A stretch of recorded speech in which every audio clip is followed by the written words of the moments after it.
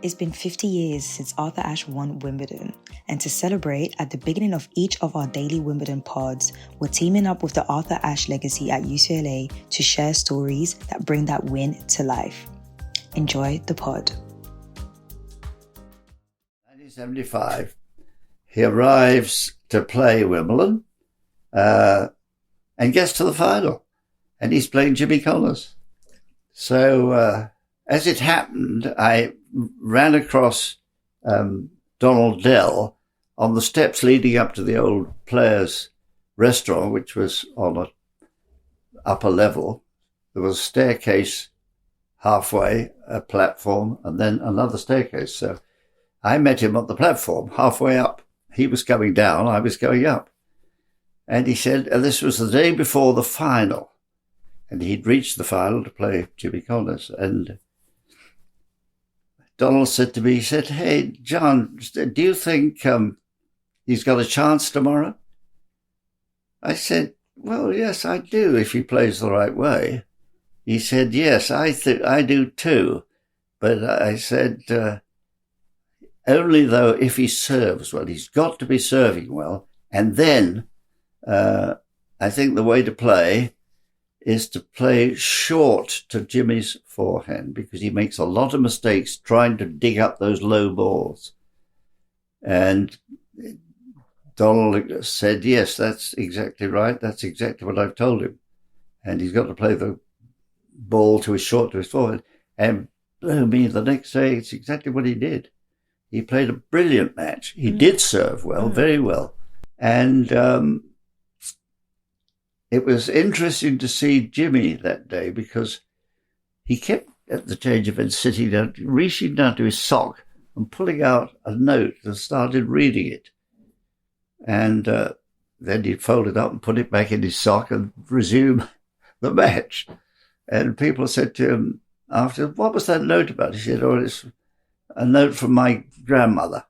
So we never did discover what it said, but he was reading notes from his grandmother, presumably about wishing him luck or how to play. Who knows? It was a wonderful match. It really was. Thrilling. Mm-hmm. And Arthur conducted himself very well, kept his head in the crises, but he was too good. Yeah. And after, it was such a important match, I think, definitely for U.S. players. Of course. And definitely for Black players. Yes. What do you think the impact of that win was? Well, I suppose it opened the eyes of all players, particularly Black players, to the possibilities in the world of tennis. If they were good enough, they could succeed. And, we've seen many since doing just that. Right up until the present day, almost, the Williams sisters doing, what they've done miraculously with the women's game. So, yes, it did. It was a turning point. It was a turning point. Hello, guys, and welcome to day 6 at Wimbledon. It's just myself today, no Lucy, but I am joined by a special guest, friend of the pod, Tumaini Carayol, The Guardian. How you doing, Tumaini? Hello, I'm good, thank you, man. that deep voice. You were like, "Oh, who the hell is this?" That's why I'm never normally on podcast. Stop it. Stop it. No, I'm good, man. How are you? Yeah, good, thanks. Yeah, it's been a long week, but I've seen you guys grinding up until late hours. Not as hard as you, man. Yeah, not as hard as you.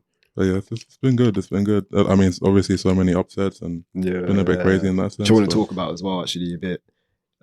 Because your main priority today was Iga Swiatek-Danielle Collins. Yeah. Just quickly, how did that go? As expected? Yeah, I mean, I think I thought Swiatek would win, but she played it even better than I thought. Collins was pretty erratic, to be honest, and wasn't great, but Swiatek was really solid, served really well.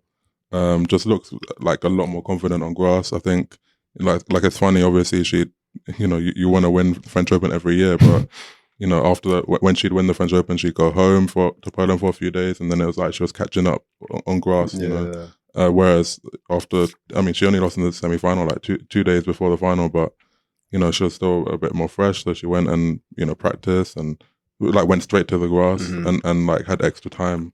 So now she's just feeling comfortable. It was Bad Hongberg she played, it lost in the final, to Pegula, So yeah, she's doing well, and that's a pretty open bottom half. So we'll see. 6-2, 6-3 in the end. Swiatek.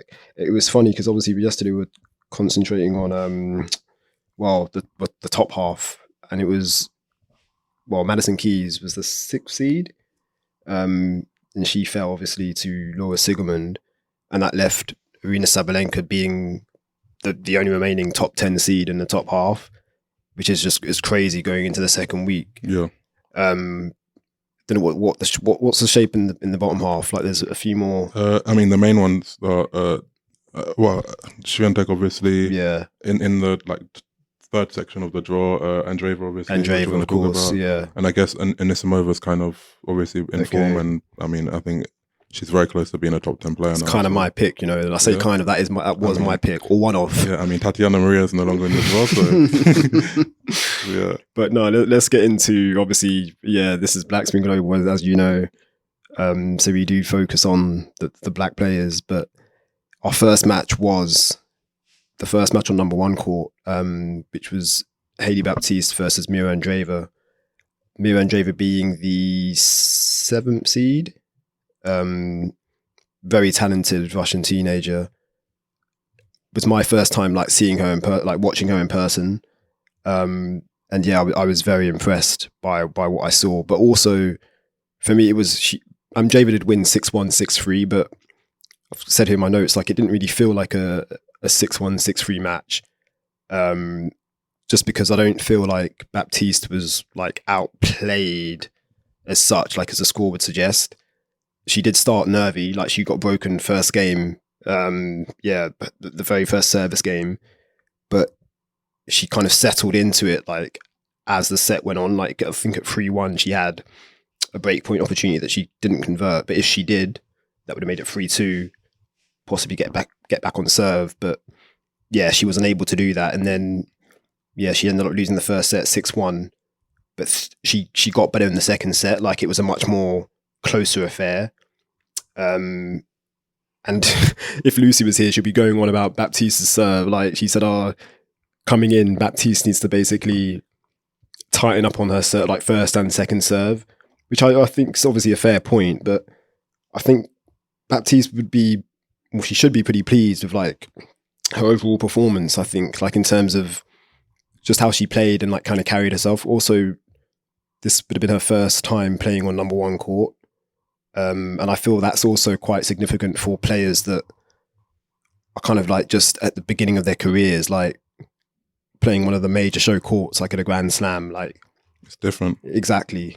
Like, do you want to talk a bit about like, just Baptiste's game? I know you weren't probably paying too much attention to it because obviously you are elsewhere, but well, on that, first of all, just getting used to the court, bigger courts, obviously big crowd, people cheering, even just like the kind of optics of the court being wider, like every court's the same length and width and everything, and same dimensions, but it can play tricks when you're on those big courts, and it feels massive. I mean, in general, it's just been impressive, and just to see Baptiste just developing as a player, and following up French Open 4th round with a 3rd round here is massive. Obviously, on singles debut as well. And particularly given that obviously different surfaces. But I mean, I feel like her game's kind of in a way like made for like the natural surfaces in a way, because with her variety and with just the way she can improvise and all of that stuff, and she just has for me, she has a lot of great kind of like abilities and just in terms of like her serve and how big it can be. Forehand's obviously massive and can generate a lot of heavy topspin, has the feel, the hands, and really it's just about kind of bringing everything together. And she's doing that, gradually and doing well. And to her wins in this tournament were good. Like the Mboko win was, she had an opportunity and she took it, and did really well in that match. The first set tiebreak. Exactly. So. Yeah, a good tournament. I mean, in the end, Andreeva's just tough, man. She's so, like, for me, she's so good now, particularly like with her serve. Just the fact that this year she's kind of upped her weight level in a way, you know, like she's banging out, I think when it was just easily up to like 190 miles an hour and, you know, hitting her spots at times. So it's just when you put that together with like her kind of, you know, crafty game, like, yeah, her kind of her intelligence on the court is tough. So because that's something I was impressed by in terms of Andreeva. Like she's very complete already, and she's only 18, and obviously she's going to improve. But it's like, damn, it's quite scary to think how good she could actually be, considering she's this good already. So yeah, like very, very exciting prospect there. But yeah, on Baptiste, I think everything you said is spot on. Like, I love her variety in terms of she can mix it up, and she's not afraid to kind of, like basically throw in a slice here or there, or like come into the net. She's good at the net as well, very competent at the net. And she does play doubles. She plays a lot of doubles, and I think that obviously does help. I think she was playing doubles here with Cassie McNally. I think they lost first round, but yeah, very, very like it's a solid showing for Baptiste. And like you said, coming off. This is a media announcement. Novak Djokovic is on his way to the media theatre. He will then be followed by Ben Shelton. But Novak Djokovic will be first in the media theatre, and he's on his way. You guys heard that. So obviously we'll be stopping and then going to Ben's press after Novak. But yeah, I feel hopefully Hailey is like in good spirits. Obviously she lost today, but I think overall it's been a pretty good Wimbledon, considering, like I said, this was her singles main draw debut. And she, like you said, backed up the French Open fourth round run from last month. So yeah, she's in a good place. And I'm looking forward to seeing her during the US hard court swing. Obviously being back home in the States as well, like there's going to be a lot more eyes on her too. And she's knocking on the door of like the top 50. I think she's just outside the top 50 at the moment. So yeah, I've no doubt she'll be inside the top 50. She'll probably be inside the top 50 after Wimbledon, actually, after this run. But yeah, her ranking's only going to keep going up and up and up. But shouts out to Andreeva, definitely. And she's one to look out for, like in the draw. For sure. I don't know who she's playing next, which I should, which is quite bad on my part. But let me... Are you taking it match by match? You know? The players. Exactly, thank you, exactly. Emma Navarro, wow, he beat Barbora Krejcikova. Yeah, took out the defending champ. That was a really weird... Did you see any of that? No, I was watching Swiatek. Of course, because Krejcikova won the first set, looked pretty comfortable, and then she had the trainer come out. I don't know what the issue was. And then in the third, she was like in tears. Like she just looked really distressed. Yeah. I don't know what the issue was. I know she didn't do press afterwards, but I mean, like you said, that's the defending champ gone. And like, obviously Navarro was the higher seed though. So like she was expected on paper to win that, but it's still a bit of a surprise, would you say? Yeah, I mean, just the way it developed, But I did kind of think, like I mean, I think expectations were really low for Krejcikova coming into the tournament, given she'd barely played, and like she got through 2 rounds, which just like, about. Yeah, just her surviving the first round was like, I think a lot of people thought she'd lose. Who did she play? She played Ayala in the first round. Cool, and that was a 3-setter as well, wasn't it? Was it a 3-setter? Yeah, I can't. Yeah, something. Yeah, I think so. Yeah. Okay. Yeah, it was. Yeah, you're right. Yeah. But yeah. So yeah, that'll be a tough one. I'd still back Andreeva to beat Navarro. Yeah, no, same. How far do you think she can go?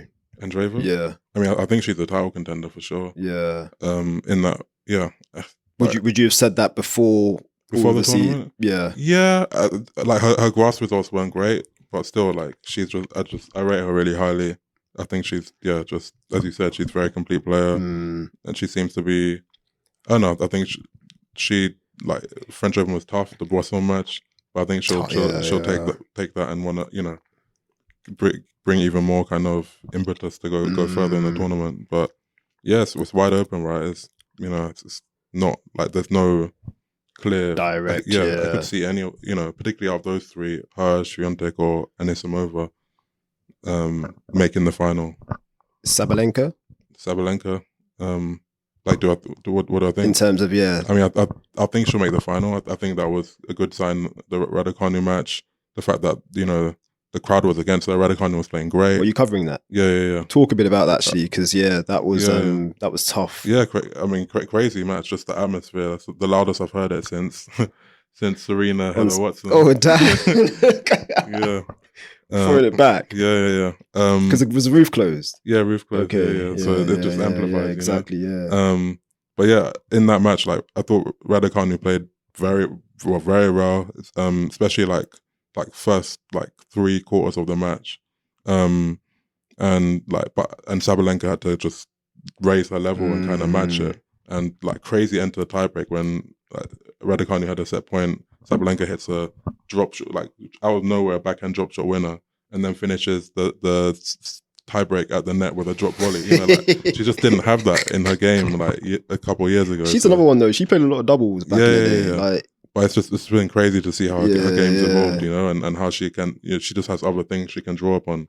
So yeah, that was and also the fact that obviously we a great memory for you guys, like her against Coco US Open, but the fact that the crowd was against her there and she lost her head. Because that's what I thought going into this one with Raducanu. I thought, the crowd are clearly going to be on Raducanu's side, so that's going to work in her favour. Yeah. And we all know Sabalenka doesn't like when the crowd are like so against her, in terms of like they're not for you. Yeah. And to Raducanu's like credit, she did build up a lead in the second set. Yeah, she was up 4-1, had a break point for 5-1, missed the forehand, and then lost 5 games in a row. So. Yeah. Like, what do you think happened there? Like, do you think she kind of, I don't know, the moment got to her? Yeah, I think a bit. Yeah, I think after she missed that opportunity, like the moment got to her a bit. There were a couple of tight games after that, and Sabalenka just did what she does right and just flipped the momentum. And as soon as it was gone, like that was it. And again, Sabalenka's just too good. Like, and her ability to just like raise her level in those big moments. That's why she's world number one. Yeah. Like, and we do say that a lot. Lucy does credit Sabalenka for kind of owning the title as the world number one, because she wears the crown well. Like she performs as a world number one basically. Yeah. So yeah, but no, a tough one for Raducanu. But again, fair play. Like she played pretty well. Yeah. Like she played. Yeah. The amount of pressure she's under, like in this country, it's a joke. Yeah. In terms of like the media, basically. So for her to perform the way she did, of course, she didn't get the win. But she put in a good effort and gave a good account of herself. Yeah, very, very, very. I have to say, like, so mad. Like just before her match, Cam Norrie getting asked by the judge if he's dating her. Ridiculous. You didn't know that? You don't know the journalist? I didn't know who it was. I know it's like a tabloid. I was going to say definitely news tabloid, journalist. Yeah. Like not like, because that was the thing. I saw like a couple of people posted it. Okay, and people were. It's been doing the rounds on social. People like, tennis media. Stop it. Like I have my own criticisms of tennis media and some of the questions they ask, but I mean, listen, you are the darling of the tennis media. Like every player loves Tumaini. Like, let's just be real. He's gonna downplay it. I mean, you've probably seen the pictures, guys. He was literally in the box. Was it the box or the balcony at Queen's? Oh god, yeah, god. Smoozing. No, I'm joking. It wasn't smoozing, but like he was like very close to Aryna Raducanu. Like, you guys, I'm not saying you're dating. I'm not saying that. Jack Draper as well, that's your boy. Like, we joke about that, but it's, like, players have love for you, and rightly so. You're in your own league, Tumaini, when it comes to these tennis journalists. How did we get onto this? Anyway, let's move on. What I meant is just that it's not a person who ever covers tennis or sports in general. Yeah. I think it's someone who's normally doing gossipy stuff, and that's what he did try to like preface it a bit by saying, we're trying to clear up. Yeah, he was trying to be funny, but it was not funny. It was not, what are you doing? What, like, this is, be like, you can joke around with them, but be like I don't know. And Cam Norrie is not the kind of guy as well that I think you could like do that or try and joke with. Yeah. But and I mean, it was a terrible. Like, I mean, even just the idea was ridiculous. It's stupid. The obsession with her, her love life is just it's pathetic. It's embarrassing, and it's, like that was shameful in my opinion. No, and, well and said. And but also like to bring it back to black spin, like it did remind me like in terms of like joking, like I mean part of why like when I'm interacting with players and stuff, I want them to know who I am and to get to a point where they respect me, and then I can joke. Yeah, exactly. And it's important to kind of have that, and to bring it back to that, like the Ben Shelton thing in Australia, when you had all these people like, you know, trying to crack jokes, and you know there was the whole Monfils thing with he's is he your dad kind of thing. Embarrassing. And I mean, again, like that's also a terrible thing in any context, but like in general, like you know, it's weird for them when you just some random stranger is trying to joke with you, like. So yeah, I mean, it was terrible on like several levels. So no, that's well said, man. I completely agree, and I'm sure everybody's seen that as well, like on the socials, because it's been doing the rounds. So yeah, but back to our action today. So Ben Shelton, he was the third match on number one after Swiatek. No, he was after Krejcikova, I think. Well, he was, Swiatek was on centre. Oh, my bad. Okay, so I got that confused. But yeah, so Ben Shelton, Marton Fucsovics, they were the last match on number one court. And that was a 6-3, 7-6, 6-2 victory for Shelton, the 10th seed. Yet to drop a set this tournament, which is a complete reverse of last year. He played what? At this point, 15 sets, because he literally won every match in 5 sets. Yeah. En route to the 4th round last year, but this year the complete opposite: straight sets of victories in all 3 of his opening round matches, or all 3 of his matches so far. I thought he looked very comfortable. Like from the beginning, I thought the match was pretty much on his racket. Like from the first ball, Fucsovics did take a medical timeout at 2-1 in the first set.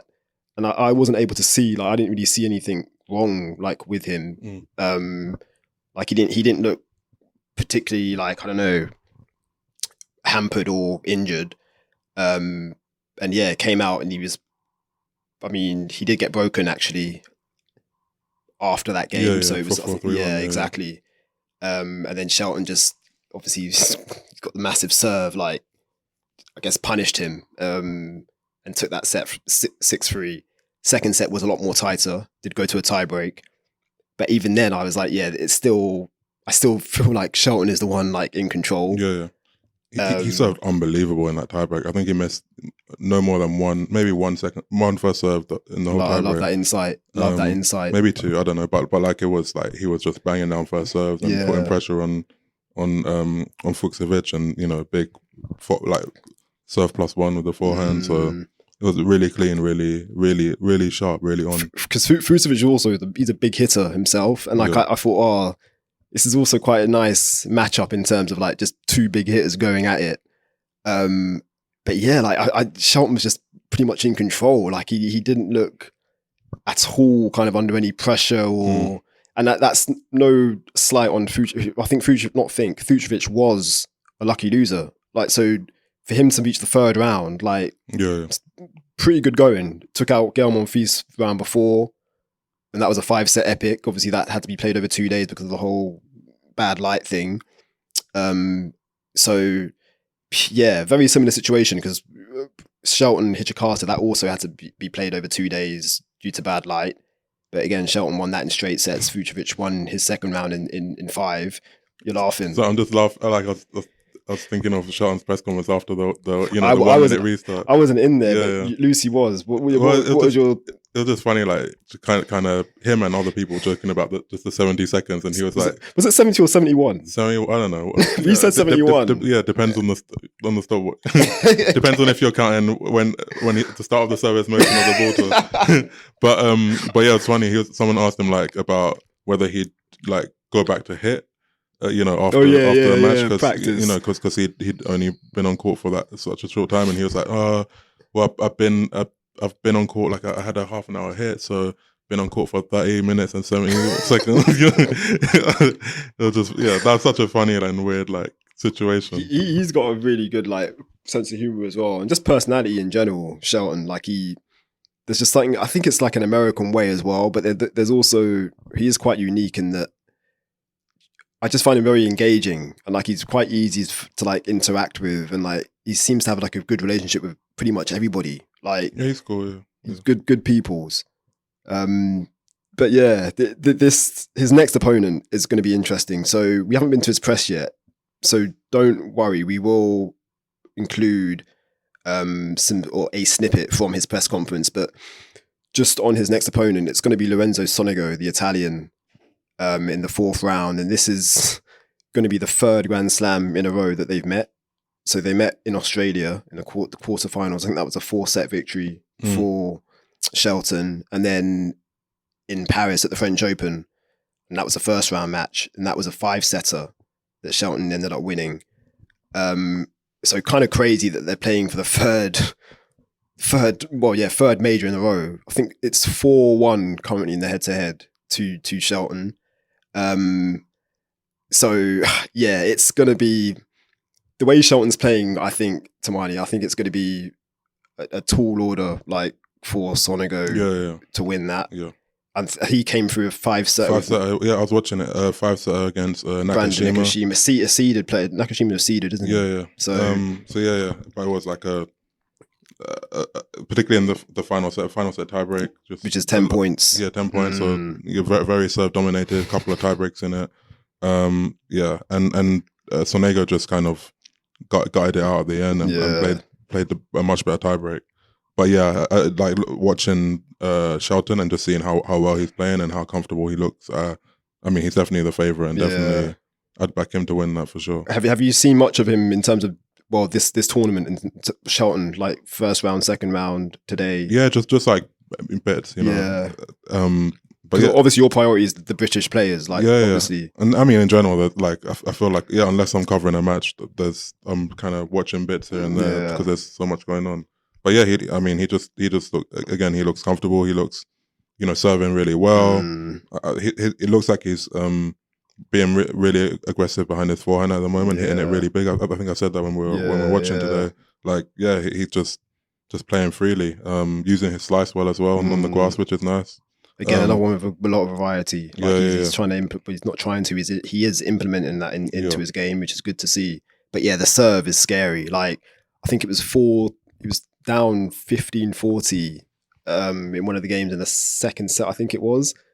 Just threw down like a 148 ace. I was like, it's just you can't do anything about that. Like, and he's got it in his locker. Like when he needs it, he just pulls it out. He did have a wobble actually, serving it out at 5-1. Fucsovics broke him, but then at 5-2 he then broke Fucsovics back to win the match on I'm saying his name right, Fucsovics, or was it Fucsovics? I say Fucsovics. Fucsovics. I mean, yeah. Well, you're bilingual. You bilinguals, man. Like just showing off. But good guy. Very, very good win for Shelton. And I feel like he's in a good place at the moment. I'm looking forward to the Sonego match. As well, you guys will be aware, like Shelton is literally the only player we have left now in terms of men's and women's singles draws. So all our money and like hopes and expectations are on Ben 10. So no pressure, Ben. But yeah, we look forward to going to his press. I think he's going to be in good spirits, obviously coming off the back of another straight sets win and into the 2nd week at Wimbledon for the 2nd time or 2nd year in a row. So all good. So yeah, we're going to cut here then. Yeah, no, you're smart. So yeah, guys, we're back from Ben Shelton's press conference. Always speaks well, Ben. Like, he's always good value, I think, in his press conferences. Always gives like really good answers. But there was a funny moment. We'll get to the question Tumaini asked, and then another one I also want to talk about. But there was a funny moment in that presser, Tumaini, which we're still laughing about now. Forgot the name of the journo. Apologies. Howard Fendrich, Associated Press, asked Ben about basically his family kind of, being around and like how that makes him feel. And like, he even mentioned names or tried to mention names. If you wanna explain. Yeah, I mean, yeah, just he mentioned Ben's, family. Sorry, Tumaini's busted up. It was just funny. Like how was great journalist. Really good. But he just mixed up Ben's girlfriend's name, Trinity Rodman. He called her Tiffany, and then Ben was like, so I think Ben was like, it's Trinity, but Howard didn't hear her, and then no. First Ben said, "Oh, who's Tiffany?" Oh yeah, yeah. and then Howard was like, "Oh, you told me." Yeah, like how. But at some point he said it's Trinity, but he Howard didn't hear. Yeah, Ben did say it's Trinity. Yeah. But then Howard thought Ben was just like joking, just like Yeah. And so in the end, it was like they're both just silent teenagers. and then Eugene came in and saved the day and said it's Trinity. And then Ben laughed, and then then he was like, "It's all right, it's cool." And I should note she was sitting there watching. Exactly. She was busting up as well. She was laughing her head off. Very funny. And then we just saw him back, and he was laughing about it. Yeah. But yeah, it was just funny moment. It was. But I loved your question about him using the slice a lot, like, because obviously that's something you've obviously seen. And yeah, this is what Ben had to say about that. Yeah, when I was young, I used it a lot because my backhand was terrible. So, that was kind of my way to get out of hitting backhands. Run around and hit the forehand and slice the backhand. But for me, I'm learning to use it as an offensive shot, to play it short sometimes, bring guys forward, especially on this surface. It's tough to move forward fast. It's a shot that can kind of change the rhythm. A lot of guys, when you're hitting topspin balls, no matter how quality, it can come back with interest. Guys play really well off of hard topspin shots. My backhand's a little bit flatter, stays low in the zone. And so if a guy's hitting that really, really well, try to mix it up, move it around the court. And I've stopped using it as much when I'm on the move defensively, just because guys can kind of come to net and pick that ball off, easy volley plays. So I've worked a lot on my open stance backhand and being able to stretch how far I can get out there and still hit the ball with two hands. And that's kind of been a really important shot for me to steal some points where guys are in control and kind of flip it. How much, working on the open stance backhand, I guess, what does that look like, and how much is that about technique versus also trusting when you're in the corners that you can get a ball back deep? Yeah, it's just reps. You got to have a million of them, so you feel confident at that point. It's athletic ability, it's footwork, being able to move through the shot, and then execution in the match just comes with practice. So for me, I'm getting more and more comfortable. Sometimes I revert back to hitting that slice on the move on balls that I could have got with two hands, and it cost me. So it's something I continuously work on, whether it's feeding drills or live ball drills in practice before the tournament or training blocks. It's just a point of emphasis. Yeah. So why did you what made you ask that question, basically? Just watching him today, and he uses the slice a lot, but he used it well today, and he hit one in the, I don't know, just one that stuck in my mind was in the tiebreak. I think it was when he got the mini break, and it was really low and short. And sometimes he definitely he doesn't use it well. I think it's because as he said, it's he used it in the past. He used it to avoid his backhand, and occasionally, I guess, when he's probably not feeling confident with his backhand, he'll go to a slice. Yeah, but yeah, I think he's using it well on the grass, and obviously with it bouncing low, and it's very effective. Yeah. And particularly when you compared to his forehand, for example, when he can whip that up and generate topspin, so it just makes it adds a different look for opponents. So. Yeah. No, a really, really good answer. A great question.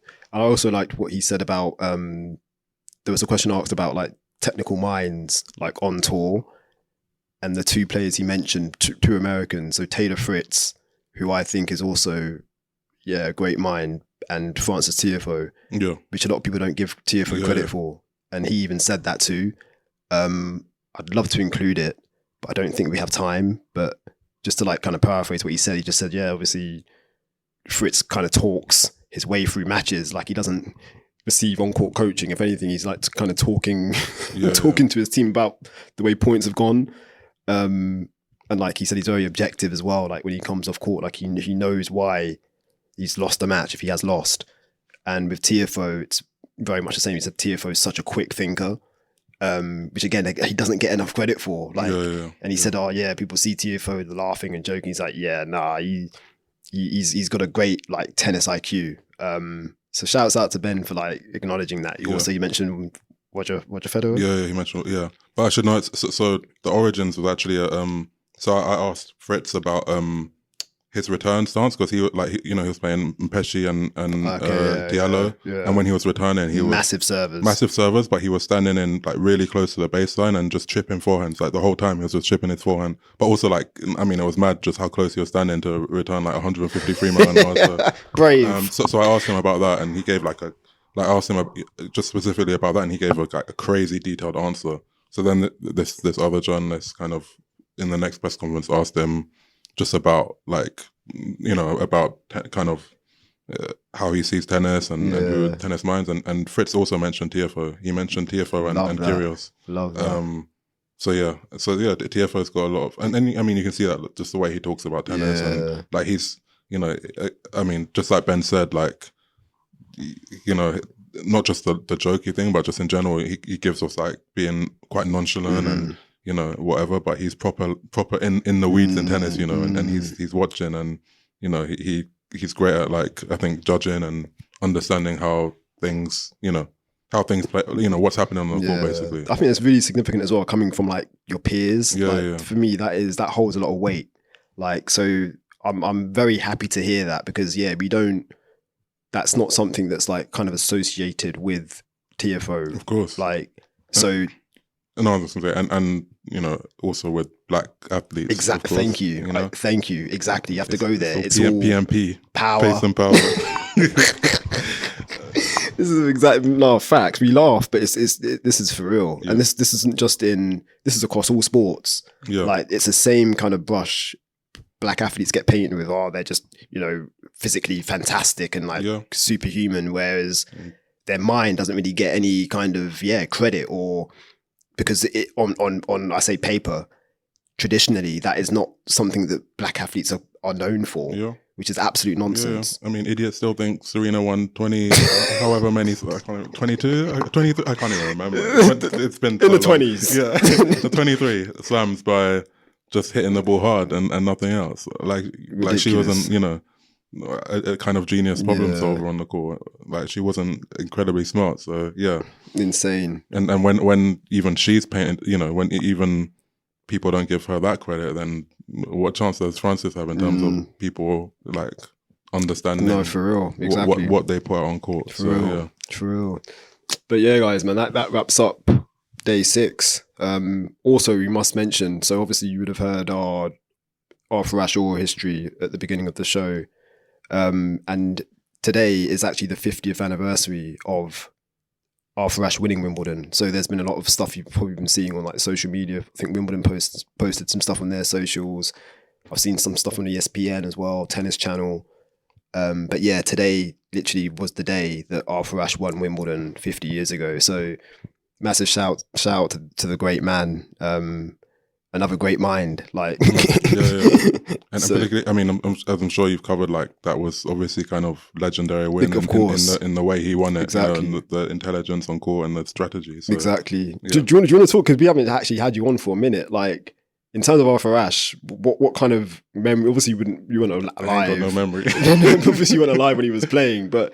Yeah, when the name Arthur Ashe is like brought up, like what kind of, I don't know, visions, or what is that, or emotions? What emotions are like evoked for you from the name Arthur Ashe? It's just legendary, isn't it? Just the way he blazed the trail on the court, but also, just off the court as well. Just the respect he built, and the kind of all the causes he backed, philanthropy, everything. I don't know, just kind of, just a legendary figure, and someone who just paved the way for, everyone, but also for black tennis players going forward, so. crazy career. I love the fact that like his name obviously lives on, but when you think US Open, it's Arthur Ashe. Like, for me, that's huge. And like some people only know the name because of that stadium, and that's fair because they'll have to go back and, you know, see, who is Arthur Ashe, and that will make them, you know, look up and check the history basically, and see like what a great man he was. So yeah, so powerful. A massive shout out to Arthur Ashe again, and I love what we're doing in terms of like highlighting, you know, his legacy and kind of remembering the name, which we'll be doing throughout Wimbledon. So yeah, guys, that wraps up day 6. There won't be a day 7 pod because obviously we'll be having our live show on day 7. So hopefully we'll see you, or our London listeners anyway, or UK listeners even, at Box Park, Playbox at Box Park in Croydon for day 7. The schedule's been released, so go onto our socials and you'll see that. We'll have a special giveaway as well, thanks to Christopher Eubanks providing us with one of his rackets. Actually, I'm his delivery man. I was going to say the guy that actually handed, Tumaini was like the middleman in terms of giving us the package. The every guy. So yeah, but team effort over here. But yeah, guys, we're looking forward to that tomorrow. So hopefully we'll see you all there. But sorry, I was just going to say I still don't know how he found me. And stop it. Like, I mean, I need to ask him like how he found me, like to give me the rackets. Because I was texting him saying, I'm gonna message you back, but I'm gonna see if my boy Tumaini is around so he can collect them from you. 2 minutes later, Chris texts me back saying, is it this guy with the selfie that you took? I was like, what? Like, that's crazy. So, but yeah, how did he find you? I don't know. I was on the broadcast center watching it down on court 18. Okay. And he just comes up to me. He's like, "Hey, Tumaini, how you doing?" I'm like, I'm not even in like a spot. Like, it's not like I was at my desk, you know. Yeah. I was at a random spot that I wouldn't normally be at. That's and he just wild. found me. That is wild. Well, I mean, yeah, you're clearly well known, like in this thing, Tumaini. You need to give us some more credit. But no, thank you for joining me today, man. You saved the day because in Lucy's absence, I would have been lost. So appreciate you. No worries. And yeah, guys, I'll be back soon. Definitely will be. Until next time.